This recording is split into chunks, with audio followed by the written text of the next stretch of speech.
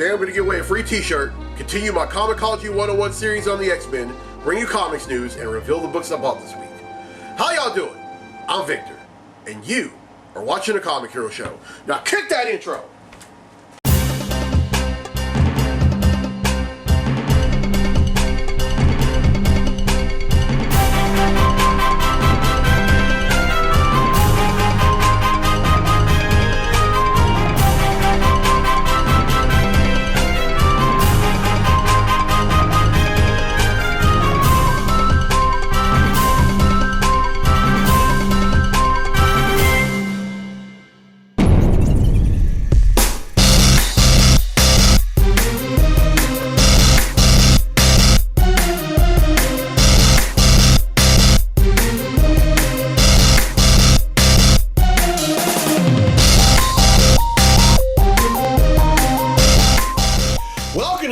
Edition of the Comic Hero Show. I'm your host Victor Nunley, and I am the Comic Hero. The summer of superheroes continues, and all month long I'm celebrating the 60th anniversary on the X-Men. And this episode, I'm showing some love to the X-Men known as Storm. Now I'm going to touch base on the character a little later on, but for right now, it's time to give away a free t-shirt.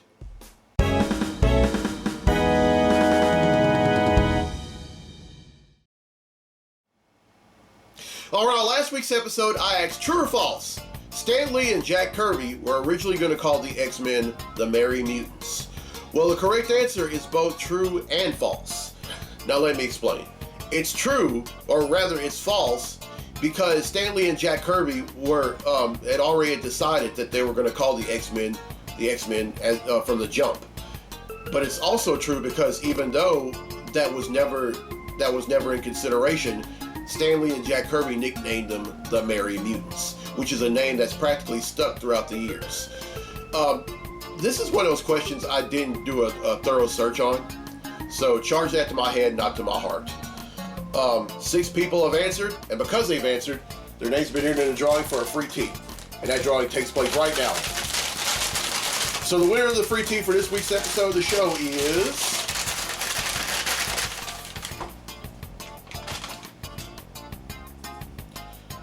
Tessino from Princeton, Louisiana. So congratulations, Alice. You win yourself a free Comic Hero tee. Alright, here's the question for next week's episode, and because I'm celebrating the X-Men all month long, this is going to be yet another X-Men question. And trust me, I was very thorough with this one. Which former member of the X-Men was the first non-mutant member? Alright, here are the hints. The first hint is that this character made their first appearance in the X-Men number 19 in 1966 and was created by Stan Lee and Werner Roth. And then the second hint, this character's code name is a noun meaning, or a verb meaning to imitate or to copy. And it's 5 letters. Everyone who answers correctly will be entered in a drawing for a free tee on next week's episode of the show. Alright, now the Comicology 101 segment on the X-Men continues. Now, I was going to cover the 70s and the 80s, but there was so much about the 70s that kind of surprised me. And then there were some characters that I left out from the 60s. And so I'm just going to cover all that. And then next week, I'm going to come back and cover the 80s. But anyway, ladies and gentlemen, class is now in session.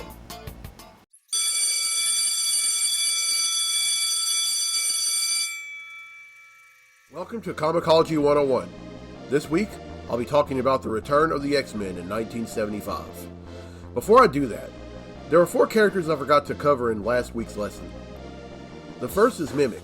His real name is Calvin Rankin, and he possesses power mimicry and permanently possesses the original powers of the original 5 X-Men.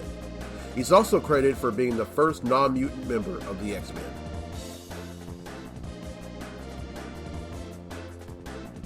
Banshee, whose real name is Sean Cassidy, possesses enhanced hearing, sonic scream, and flight. He made his first appearance in the X-Men number 28 in 1967 as a mutant who was under the mind control of an organization out to destroy the X-Men. Havoc, whose real name is Alex Summers, who I also briefly mentioned in last week's lesson, possesses cosmic beam absorption and plasma beam manipulation. He made his debut in 1969. Sunfire, whose real name is Shiro Yoshida, possesses flight, plasma blast, the ability to view infrared, and radiation immunity. He made his debut in 1970, right before Marvel discontinued the X-Men franchise. Now on to this week's lesson. In 1975, writer Len Wein and artist Dave Cockrum were tasked with reviving the franchise. Instead of the original 5 members, they decided to use Cyclops and new minority characters. With the original 5 being all white Americans, they decided to make the X-Men global so that they could appeal to readers throughout the world. And they did just that, beginning with Giant Size X-Men #1 in 1975. Storm, whose real name is Aurora Monroe, possesses atmokinesis, flight, ecological empathy, and temperature and pressure resistance. She's also the first black member of the X-Men and the second ever female member. Colossus, whose real name is Peter Rasputin, possesses metal mimicry. Doing this grants him superhuman strength, stamina, and durability.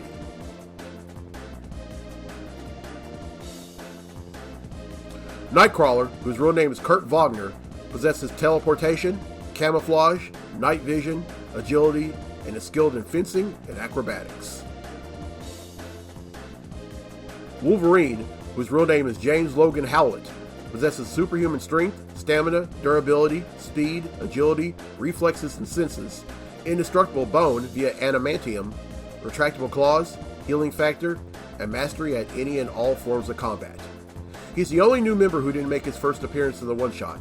His first appearance was in The Incredible Hulk #181 a year earlier in 1974.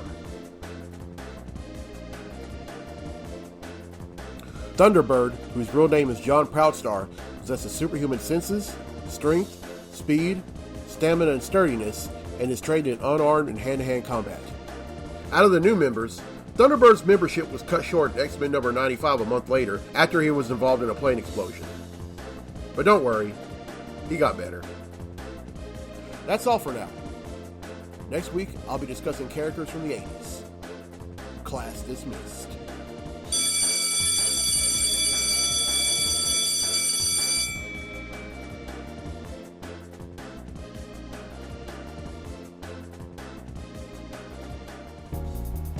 Alright, well, I hope y'all enjoyed the Comicology 101 segment. Now, next week, as I said, I'm going to cover the 80s and the 90s.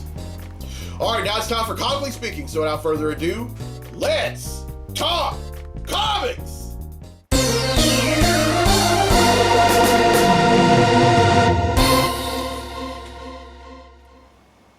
Alright, there are 2 things I'm going to talk about in this segment of Comically Speaking, and the first is a very somber one. Earlier this week, we lost one of the great comic book artists of all time. Someone who practically set the tone for the way comic books are supposed to be drawn. And I'm talking about John Romita Sr. According to his son, John Romita Jr., he passed away peacefully in his sleep at the age of 93 earlier this week. And now at Marvel, they had a lot of the creators at Marvel all had nicknames back when he was there. You know, Stan Lee's was the Man, Jack Kirby was the King, John Romita Sr. was Jazzy John. And he lived a full, blessed, fruitful life. He began as a penciler as an artist for DC back in the 50s all the way to 1965, and he mostly did some of their rare romantic stories. But then he comes over to Marvel in 65 and starts doing the artwork on Daredevil. And then a year later, after Spider-Man co-creator Steve Ditko ends up leaving, Stan Lee names him as the brand new artist on The Amazing Spider-Man. And within a year, the sales for the book skyrocketed to new heights. And along the way, he co-created a lot of beloved characters within the Marvel Universe. He co-created Mary J. Watson. He co-created Luke Cage, and in 1974, he co-created The Punisher. And then he would eventually, in the 70s, become the art director for Marvel Comics, and he set the tone for the way that Marvel Comics were drawn in the 70s and the 80s. And also, he co-developed Spider-Man and His Amazing Friends in 1981 and did the character designs to every character. And in 2001, or rather 2002, he's inducted into the Will Eisner Comic Book Hall of Fame. I mean, to have done all that, and then in addition, you know, he ends up marrying his high school sweetheart. They have two sons. One of them, John Jr., who is no stranger to any of us. He has had a great career thus far in doing artwork on books. I mean, he's done, in addition to The Amazing Spider-Man, which he inherited from his dad, John Sr., he's also done the Avengers, the X-Men, Captain America, Superman, the Justice League, you name it. But John Sr., Jazzy John, left quite the legacy. And for him to have lived 93 years, 93 amazing years, that's really saying something. Because I believe that we're defined by the way we lived. And I believe Jazzy John lived a very blessed and fruitful life. So, Jazzy John, thank you, sir. We love you. We'll see you on the other side. All right, now the second thing, and this is on a much lighter note, I finally got a chance to see Spider-Man Across the Spider-Verse yesterday. And whoever said that was the greatest Spider-Man movie, they weren't kidding. That movie was great from start to finish. I mean, start to finish, top to bottom. The music, the animation, especially the animation, the voice acting. I mean, just when we thought we had seen everything with Spider-Man Into the Spider-Verse, Across the Spider-Verse was something else, folks. And if you haven't seen this movie, don't walk, run. And there will be another movie, another Spider-Man anime movie, and I believe rumor has it that the name of the next movie is going to be Spider-Man Beyond the Spider-Verse. So I'm all in on that. I don't have the poker chips for that, but sorry, but yeah, best believe I'm going to go out and see that when it comes out. But Spider-Man Across the Spider-Verse, go see it. You'll love it. All right, that's it for Comically Speaking. Now let's get to the comics I bought this week. Comic books I bought this week.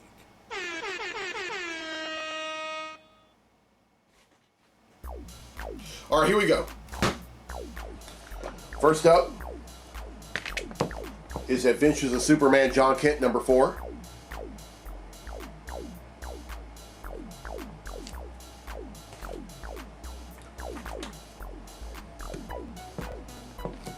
Batman number 136.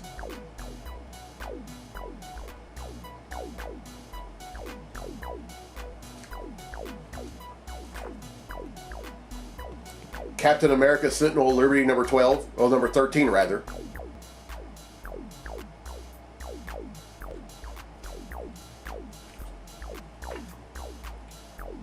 Daredevil number 12.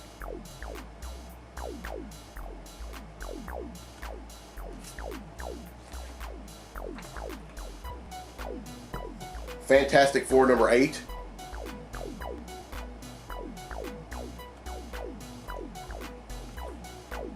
Really excited about this one. The Flash number 800.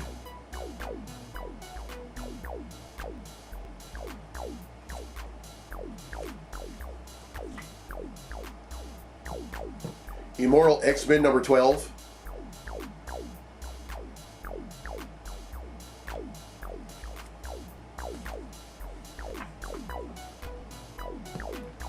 The Invincible Iron Man number 7.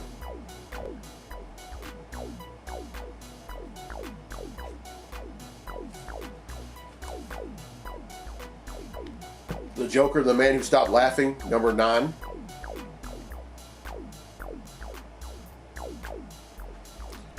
Really excited about this one also. New Talent Showcase, the Milestone Initiative.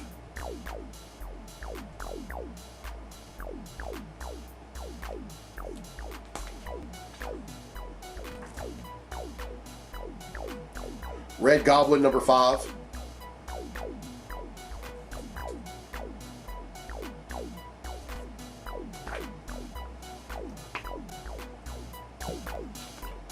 Shazam, number 2.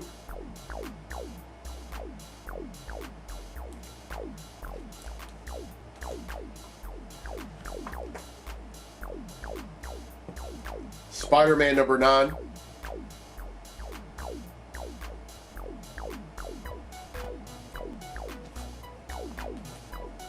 I'm also excited about this one. Steelworks, number 1.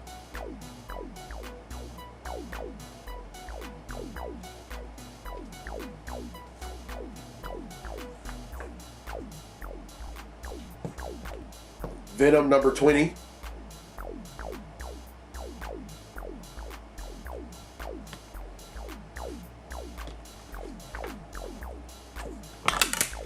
Sorry, folks.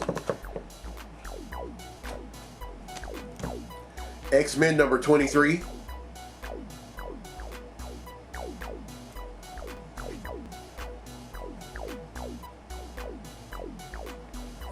And finally, X-Men Mutant First Strike.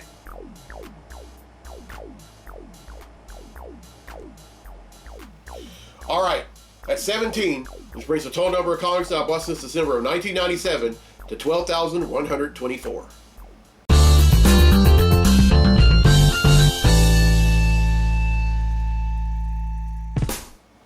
All right, well, I hope y'all enjoyed this week's episode. Here's the question again for a free tee for next week's episode of the show. Which former member of the X-Men was the first non-mutant member? Now, here are the hints again. The first hint is that this character made their debut in the X-Men number 19 in 1966 and was created by Stan Lee and Werner Roth. And then the second hint, this character's code name is a verb which means to imitate or copy. And the third hint, I may or may not have mentioned this character in this Comicology 101 segment on this episode. All right, everyone who answers correctly will be entered in a drawing for a free tee on next week's episode of the show. And congratulations to Alice Tesano from Princeton, Louisiana, who won a free tee on this episode. All right, now Storm, as I said in the Comicology 101 segment, was the first black member of the X-Men and the second only female member. And backstory on her, now it's been said there have been a lot of myths about her in terms of where she's from. But here's the thing. Storm is not originally from Cairo, Egypt. She's actually originally from New York. You see, her mother is from Kenya, and she comes from a long line of Kenyan priestesses. And when she finished her what they call high school, she ended up moving to New York to study, to go to college. She went to Empire State University, which is, of course, the fictitious college in New York, and she met her Storm's father. They fell in love, graduated, got married. Storm came along. And how she ended up in Cairo, Egypt, you might ask? Well, what happened was that her father ended up getting relocated through his job to Cairo, Egypt. And of course, Storm and her mother ended up going with them. And while they were living out there, a plane crashed into their house, or into the neighborhood they were living in, and it crashed into their house. And it killed Storm's parents instantly, and then buried Storm beneath a pile of rubble. And it's been said that was when her powers first manifested. And there's also a rumor is that Storm's hair is white through her mutation. No, Storm doesn't even have to. For Storm's hair to be white, she doesn't even have to have mutant powers. The only reason that her hair is white is because, from her mom coming from a line long of Kenyan priestesses, it's been said that any female Kenyan born with white hair is a sign of royalty within their tribe. So yeah, there you go. And Storm has dual citizenship in 4 countries. She has dual citizenship in Kenya, New York, Wakanda, and Egypt. Now you're probably wondering how did she end up with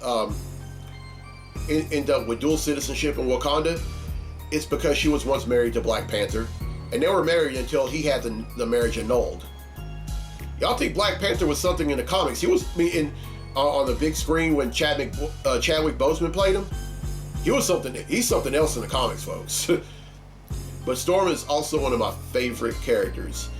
And of course, Halle Berry played the role of Storm in 4 X-Men movies. And those 4 X-Men movies are X-Men, X2 X-Men United, X-Men The Last Stand, and at the very end of X-Men Days of Future Past. Just a groundbreaking creation by Lynn Wein and Dave Cockrum in 1975. And she's only gotten more and more popular over the years. So there you have it. And this is also a Storm Comic Hero tee. And if you would like one of your own, you can find them on my website, IamTheComicHero.com, for $17. All right, now here's the road ahead for the show. On episode 448, I'm going to show some love to the best there is at what he does, Wolverine. And on episode 449, I'm going to show some love to Louisiana's favorite mutant, Gambit. Now, I'm still a little on the fence about what I want to do next month. However, one of the episodes I'm going to do, I'm going to show some love to Steel. Of course, Steel. This year marks the 30th anniversary of the character, and he made his debut during the Reign of Superman story arc, and he was one of 4 who temporarily took on the mantle of Superman when Superman was presumed dead.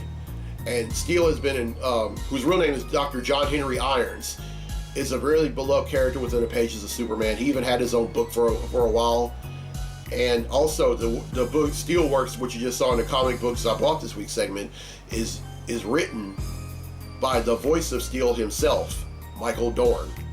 And Dorn played the voice of Steel on Superman the Animated Series and Justice League Unlimited. Now, if the name doesn't sound familiar to you, another beloved character that he played on the small and big screens is he played Worf on Star Trek The Next Generation, Star Trek Picard, Star Trek Deep Space Nine, and in 4 Star Trek movies. And I mean, how can you not love Michael Dorn? Oh, and he also played a cop in the movie A Man of the Alien, just throwing that out there.